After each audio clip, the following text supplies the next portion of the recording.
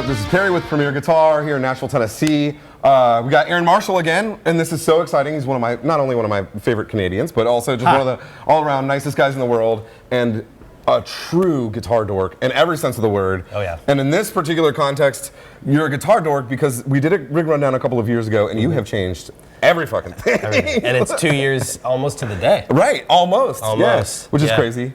So we got a lot to talk about, man. This is exciting. How are you? I'm good. How are you? I'm awesome. Good to see you, dude. Everything is different, and which is probably the most on-brand thing I could provide. That's you. Show up with everything completely different.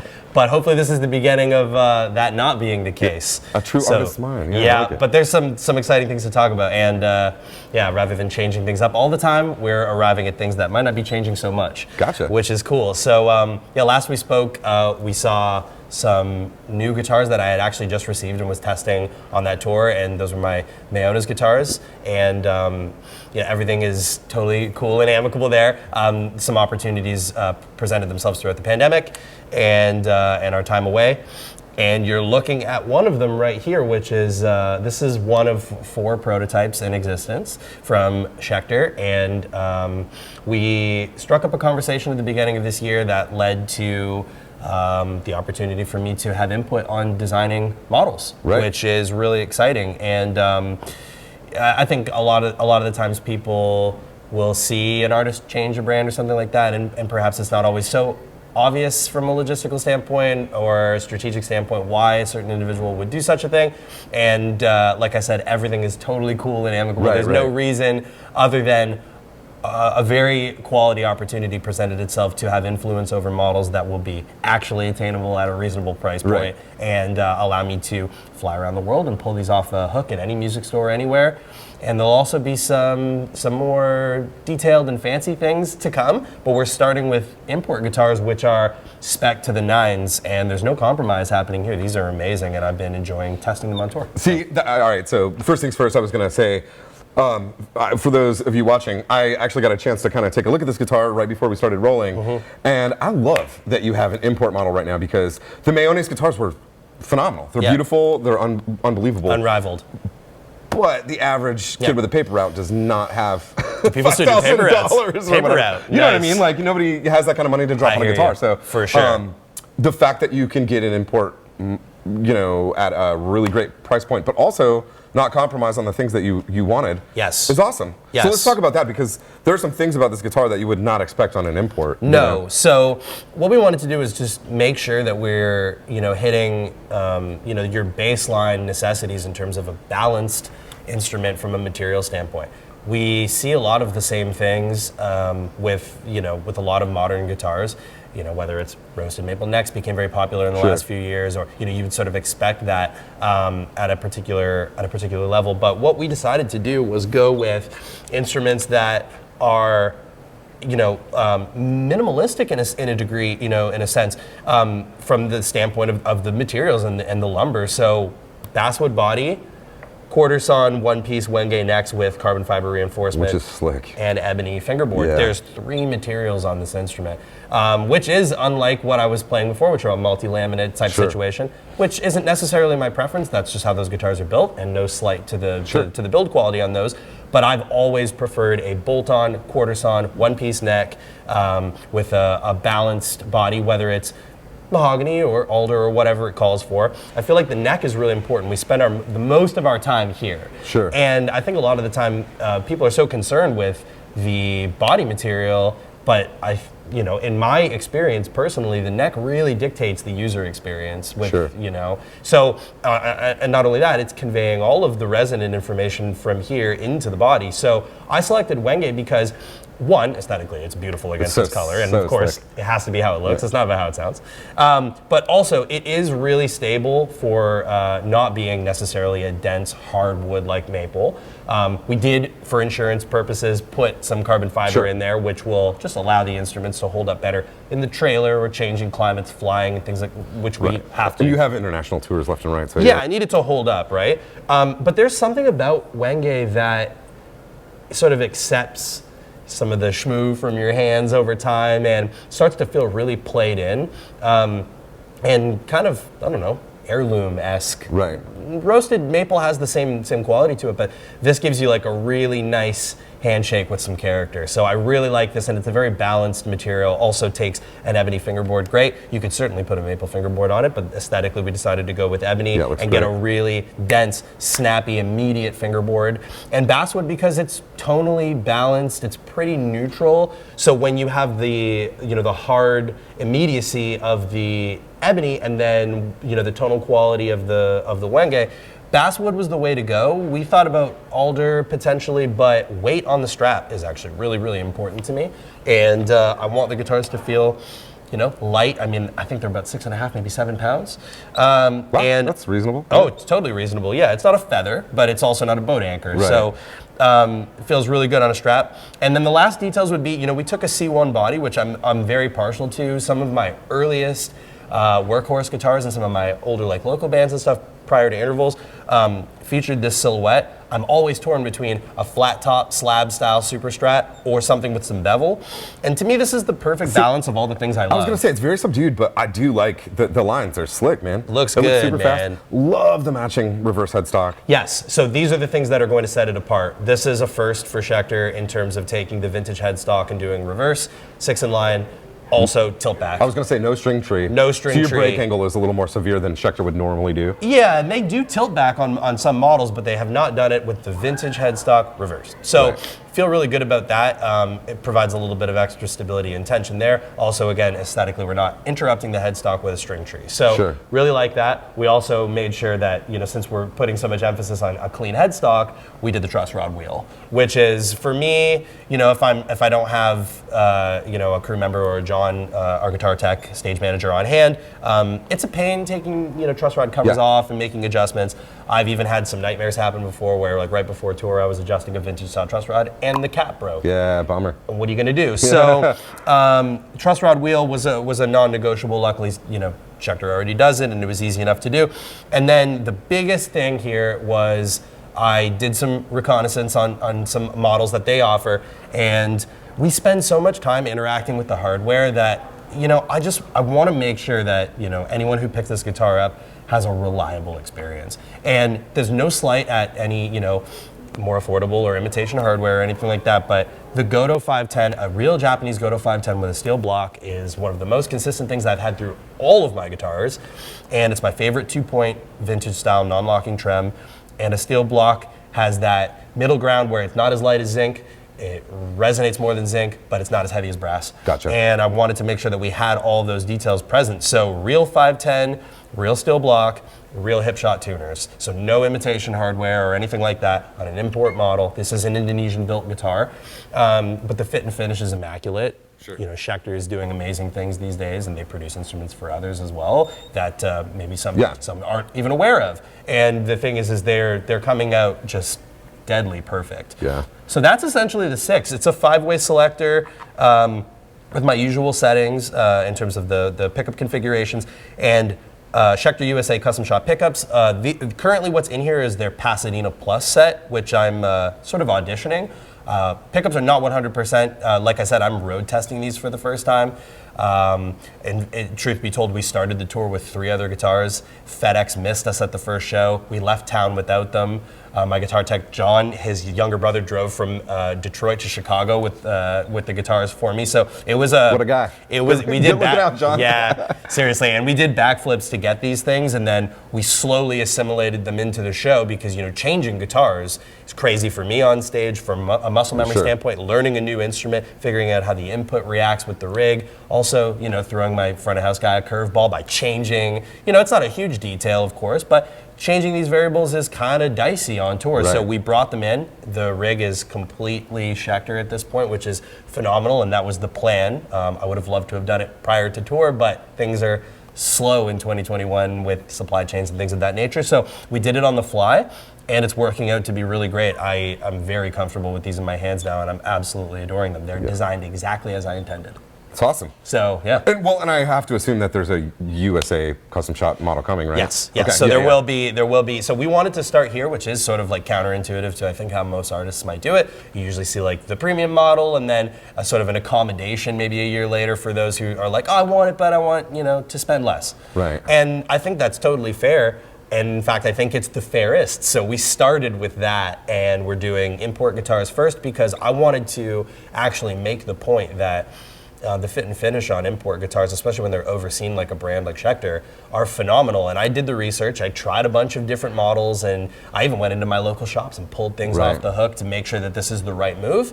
And they're delivering because for the last 10 years I've played, some pretty premium instruments. And to be able to just fly this in and say, yeah, this does exactly what I want it to do, and it's reliable, and I can get it anywhere around the planet, and so can you. Hey. Right. And yeah, that's awesome, man. So I feel really good about that, honestly. And that's the 6. There's a 7-string as well, which is anatomically the same guitar with a fixed hip shot bridge, 26.5 scale. So 1 extra inch on the scale length. And anatomically, like I said, it's the same guitar. So quarter-saw Wenge on there, basswood body. Beautiful. Yeah, it's beautiful. And the 7-string profile is particularly nice. These are thin C, very fast. A nice rolled edge to the fingerboard. And yeah, there's not much more to say about that other than this is the same guitar in a different finish, this kind of like icy blue, sort of like cobalt metallic kind of vibe, whereas this guy is this like jadey green, pretty. which is like my favorite color. Speaking of finishes, I mean, have you guys kind of landed on these 2 colors? These are the ones, and they right. were actually selected from Pantones. I spent a lot of time getting, I want them to look hot as a pair. Yeah. So that's kind It of... almost looks like Pantone's color of the year. It kind of Very is. Perry. It's Well, it's a periwinkle. It's actually called Very Perry. I like that. No, that's cool, man. Yeah. And really what I wanted to do was, I like a gunmetal gray aesthetic, but I like that hint of blue where it's like, the light hits it and you're kind of unsure what you're seeing. A little glint, yeah. Yeah, which is amazing. And there's a slight metal flake to these finishes as well. But this green, they absolutely nailed this kind of like teal metallic vibe, which I've had on other guitars and it hasn't necessarily been perfect. This is the exact Pantone I requested. And then we did just a variation here with the 7. So they look amazing as a pair. You should own them both. You gotta get them both. Yeah, I'm really excited about that. Well, damn, dude, my hat is off to you and to Schecter. It's awesome to see him do something so subdued and practical and awesome. Like this is great. We're not reinventing the wheel, so to speak. And this is the thing: is I'm not necessarily trying to do that. That's never really been the approach. The approach has been to provide myself with a reliable instrument that meets the requirements that I have, which are becoming more minimal as we go. Like I said, reducing the materials in the instrument down to literally 3 pieces of wood. I always find that the best guitars have just like the least amount of stuff going on, whether it's a Strat or a Les Paul or something like that. PRS, these types of things are really minimalistic in their approach, and you can get fancy, that's fine, but the more cuts and points of contact and things, the more you sort of sap and leak energy from the overall resonance of an instrument. So that's the ethos here, is like a workhorse machine that's dialed aesthetically, looks really good, and on top of that, it plays and feels amazing. I should also mention extra jumbo stainless steel frets as well. So there's a bunch of non-negotiable things that Schecter was able to meet, and I don't have an official price point for you, but I can say that early new year, all these details will be made very clear. I think I've been sort of teasing them in a cryptic way, and people have had a lot of questions, and I just don't necessarily have the official answers. We do, but we're just not 100% there yet. So we're gonna finish this tour. I'll do a slight debrief, clear my head, let the holidays go. We'll zero in on the last details, like making sure that these pickups are exactly the way I want to go. We'll get the price point dialed, and these are going to be available like soon, which is really exciting. Finally. And going with such a huge company like Schecter, it does allow you the opportunity to do import models, to do custom shop models, to kind of really stretch your legs in that sense. And we were just in LA and we did a walkthrough at the shop. Which is rad. I love their shop. Saw Shigeki in there making guitars, and he's a legend. And saw Chewy in the booth spraying paint. And like these are guys that these are names of lore and legend. So I'm really excited to be there, and I appreciate the opportunity from Adam and my good buddy Nick Johnson, who's also Canadian and lives local to me, has been with Schecter for years. In fact, I was I think it was my first or second NAMM show. We were there together, and I remember when they approached him and his model began and everything. And I've watched what he's been able to accomplish with the brand. And you know, between him and my buddy Keith Marrow, like this is just something that's been kind of a long time in the works. And I've had other things that I've explored in the meantime. And I think the timing is perfect because we arrived at the ability to do this, and we used the time off to get it perfect. Yeah. And I think they're perfect. So yeah, last detail that I forgot to mention there, we pretty much covered all the specs. Lumen lay on both guitars, which is also non-negotiable, especially when you see the lighting production we're traveling with now. I want to make sure that that's available for everybody as well. I mean, they look subdued in standard daylight, and then you charge them up with a little flashlight, or you just hit them with some ambient light, and you know, everyone's seen lumen lay before. It's nothing new, but I wanted to make sure that it's Totally. There. And what a fun feature. I've never actually owned a guitar with them. So how long do you charge them? Oh, it takes no time. I mean, we have like a little flashlight side stage, and like if it's super dark or I'm not coming from a lit green room, we'll just hit that real quick. Like I could spend a couple seconds on each one and it retains charge.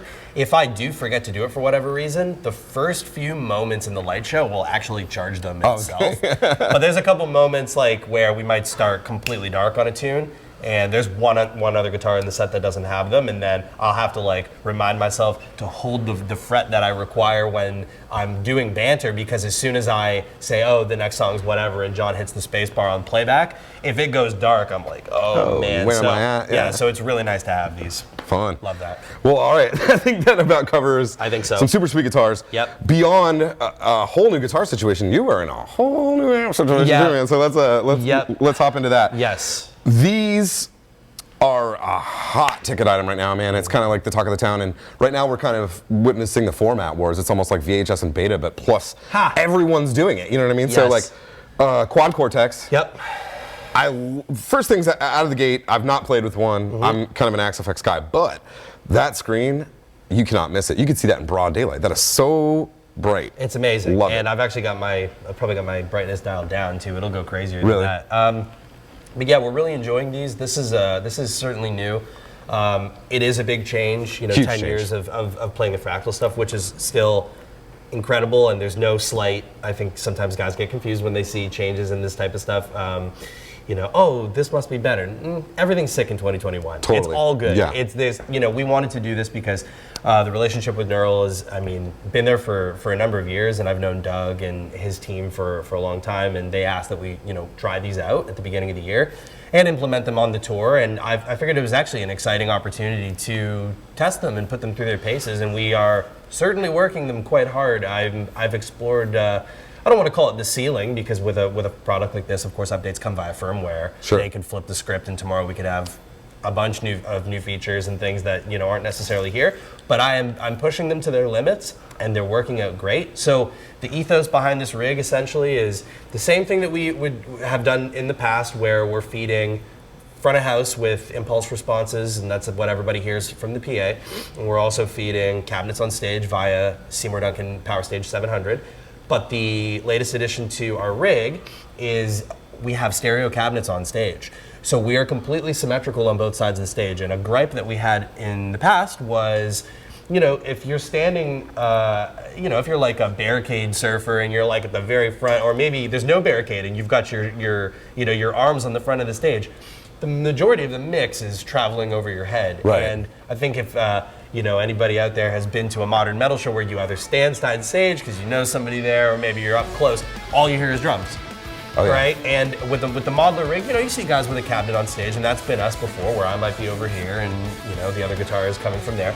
But the image is lopsided from the deck.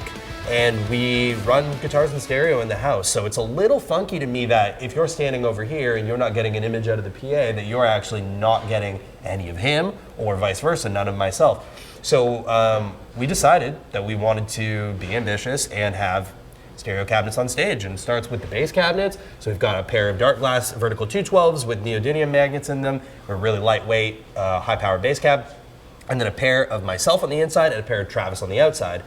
So you get the same representation off the deck that you do in the house. No matter where you stand, you're going to get both guitars. You won't feel like you're missing out on anything. And it allows me to do things like using modulation, stereo chorusing, Sure. Ping pong delays, and everything off the deck is exactly as it is in the house, which is something that we're really enjoying. So it takes a lot of cabling to do this, considering we're not racked up like we used to be off stage. my front of house engineer Chase is a wizard with this stuff. He's created some looms to where we're able to just tap off the 1/4-inch outputs that drive the power amp and give us the stage, and XLR in stereo that drive the in-ear split and feed the house. And it's all done, via some clever looming.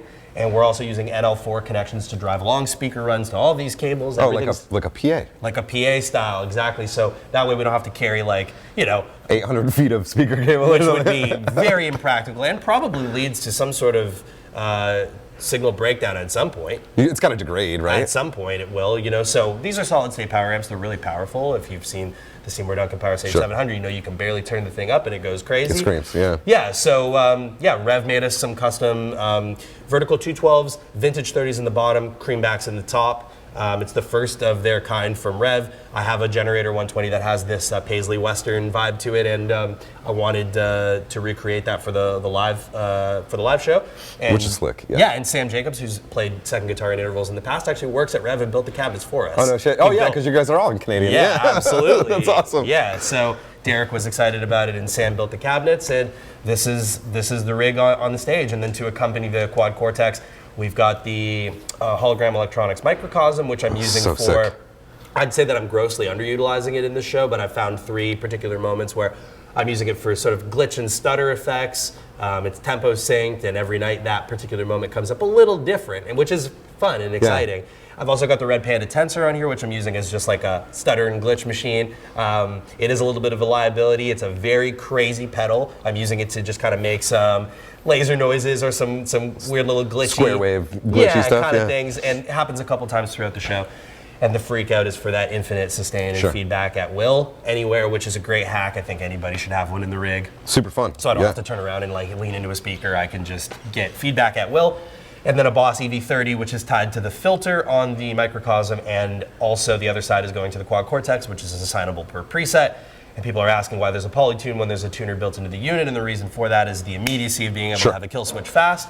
And if I prepare any sort of vamp or loop from microcosm, I can mute my guitar, tune my guitar, and preoccupy the house while everything still flows out of the quad Cortex. That makes perfect sense. A little bit of workflow. Also shout out to Cass Bittner at Temple Audio in Saskatchewan. They make this product, which is the Temple board and the pedal mounts. He also assembled the rig, and we're using their side panels. So we have buffered output for the 1/4-inch jacks. We've got a XLR run. We've got 4 inputs, including the headphone out that's on this panel here. And then we've got a MIDI in. We're using MIDI to XLR adapters to be able to run long MIDI runs, and an IEC on the other side. And the little remote everyone's asking about is for the lights, right? For the lights. Yeah, because that way at least I can see the quad Cortex, but having a little bit of that ambient spill is important when the rig is in front of me. I'm used to kind of having a clean stage, and we're back to having pedals in front of us, so then I'm not stepping all over them. God. So that's the rig, basically. I'm doing everything the same as I would. My approach in the quad Cortex is the same as it would be with the Axe Effect. Start with an amp that you would normally use. But during the pandemic, I learned, let's go backwards and start speaker first. Really? Yeah. Okay, let's talk about that. IR is everything. Yeah, I learned, a lot of my woes and troubles and things that were sort of like weird frequency anomalies or not being able to occupy a particular space, especially when it comes to things like split coil sounds, is all contingent on the frequency response from the impulse Interesting. response. Absolutely it is. And I've often felt in the dark a little bit, trying to just kind of poke around and see if I can do things, but the preamp on an amp model is only going to do so much. Yes, it influences the flavor of how the pickup interacts with the front of the amp, but the frequency response is that final catch-all. And what I've done is I've exported the 57 on the sweet spot of every vintage 30 from the latest GGD oversized Cali Suite plugin. Right. And Nolly put a ton of work into this to where it's basically the perfect era-specific V30s from the beginning of the sort of vintage V30 all the way to the best era of modern V30s. And Nolly's done all the work for us by putting the 57 on the sweet spot. And what I did was I just exported high-res impulses. A-beat them all. And then, and I have a little mini library. And you can get fancy and blend a 160 or blend a different, C414 or something like that. But honestly, the best results are just a 57 on a speaker. So what I do is I've just chosen one that, is my rhythm sound that has that more flat frequency response, and then something a little more characterized and stylized for the lead, which allows me to cut without having Chase ride my volume. my voice shifts in the house, and it's not from turning the mids up or cranking a tube screamer. That stuff is pretty negligible. That's more hands type stuff. Right. I'm really learning that the IR is everything. Interesting. So you hear that's that, where- kids? Yeah. You gotta pay attention. Learn about to your that. IRs. The thing is that's scary about IRs is they're a rabbit hole. So you listen to two of them and you don't know what you're hearing anymore. I think the best thing to do is choose a reference. If there's a guitar tone that you like, or maybe a recording of your own where you really find that to be your comfort zone, and try to get as close to possible as that. And maybe choose 2, 3 max. So I'm using one for rhythms, one for split coil sounds that has that frequency response where 2K isn't crazy taking your head off and it's all harsh and stuff. It's more balanced. And then something that has a little more honk to it for the lead that allows me to cut through the mix without having to dial the volume up. Frequency. It's all about frequency. And then, that's been the approach. Everything else is just, your bog standard stereo effects and things of that nature. I'm using a Friedman for the majority of the hot sounds, a JCM 800 for the clangy, twangy stuff, Bogner Shiva for cleans that need a little spring and bounce. And if I want a really stylized 80s clean, I'll do a Roland Jazz Chorus. Right. Yeah. Awesome. Yeah. That's the vibe. And the whole ethos behind V30s and creambacks on stage is I can't change out what the audience is hearing, so I want balance. You get that mid scoop from the V30 with the hype top and bottom, and you get that mid from the creamback, and you get a full frequency response. So as I toggle through sounds, the cabinet on stage presents a balanced, I've always loved mixed speaker sets. Oh, I think it's the best of both worlds. You I know think what I mean?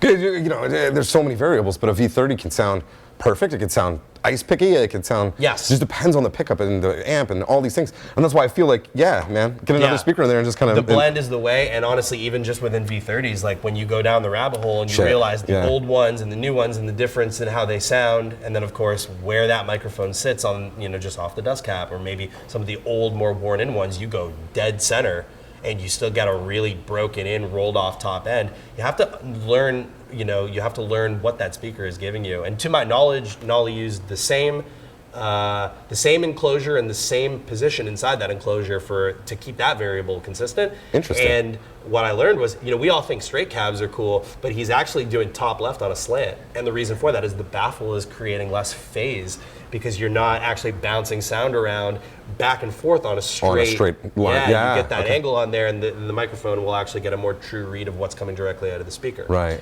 So that's what we're doing, and I use some different ones on Travis's sounds to give him some separation Just and to distinction. make it sound a little different, sure. And that's pretty much it, man. Everything else is going to be exactly how you would approach it in a Helix, in a Kemper, in an Axe-FX. It's all the same approach. I would actually argue that the approach is the same as analog equipment as well. I just pretend I'm in the room with the stuff. It just happens to exist on a small screen. Yeah, I think a lot of people have a tendency to get a little confused with modeling. I think so, But if you too. just approach it like a real amp or pedal situation, it becomes a little more straightforward. Yep, and that's what we're doing. There's one preset per song, 12 or 13 songs in the set. Every single one has, the scenes that I required to get the job done, and everything's automated via MIDI. So it's funny because I don't even really touch it with my feet. Everything's bouncing around, automated to the playback rig, which is also feeding time code to the light show. Sure. So everything's on the rails. So all the program changes are happening without you even having to fuck with it. So realistically, in a live show, all you're really having to do is tune and then fuck with a couple of pedals. That's it. Oh, that's so handy for you because your hands are busy. Yeah, and switch my pickups, which is the only thing I'm responsible. Other than playing, I'm responsible for changing the pickups and doing a couple moves with the feet. And that's it. And until I can figure out how to do what Dustin's doing, I watched the Thrice rig rundown, and he's doing his pickups through. No, dude, that blew my mind. I couldn't fucking believe it. Yeah, I've not seen that was new to me. I know that the Music Mans are capable of that, but I've not seen anyone utilize it. So shout out to Dustin, and I'm a huge Thrice fan. I'm a huge Thrice fan as well. You can take us on tour anytime. Hey, Dustin, you got to take these guys out. That blew my mind. Like, don't get me wrong, I love a Helix. I think they sound great too. A really good friend of mine has a Helix, and I have an Axe-FX, and we took a Kemper, an Axe-FX, and a Helix, and all in the same room with cabs. We're like, hey, let's.